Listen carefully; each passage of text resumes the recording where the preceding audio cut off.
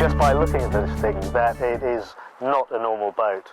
There are two ways of getting from A to B on this boat. The conventional means using diesel engine power, or you can have the boat hybridized. You can have a hybrid version with electric engines. We've got the throttles nailed to the stops here, and yet there's no noise at all. We're only doing 6 knots, but that's because we're running under battery power, because this Greenline 40 is a hybrid boat. Okay, so now we're charging along a little bit faster under diesel power. Now those lithium polymer batteries are being replenished by two sources. One is the solar panel on the roof, great big solar panel behind this sunroof, and the other of course is the conventional means with the alternators off the engines.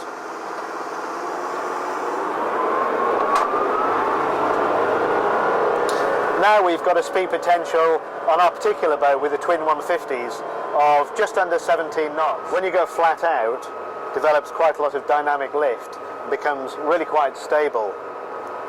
When you're going at the lower speeds, when you're driving through big waves, what J&J call a super displacement hull does roll around quite a bit.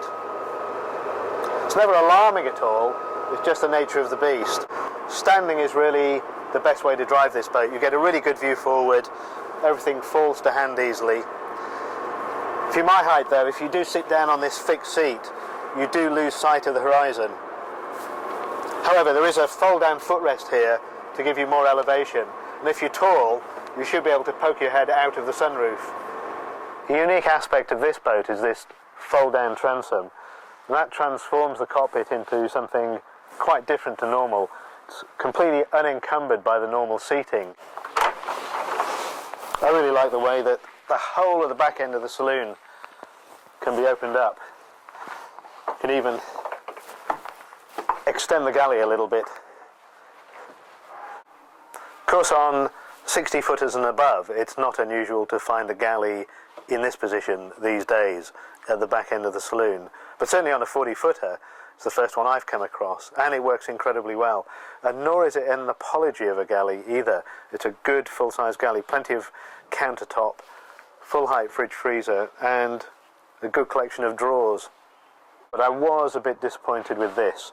No stays whatsoever on any of the locker doors throughout the boat. This whole area here is quite quirky. A little sort of perch for sitting on and looking out. If you move the cushion away, this is an absolutely fantastic space for pencils and dividers. Pull this shut and it will make a big area for proper charts up there. I quite like this. I think this is quite useful. We're up here in the fore cabin, the main cabin, and I really like the blend of old thinking and new thinking here.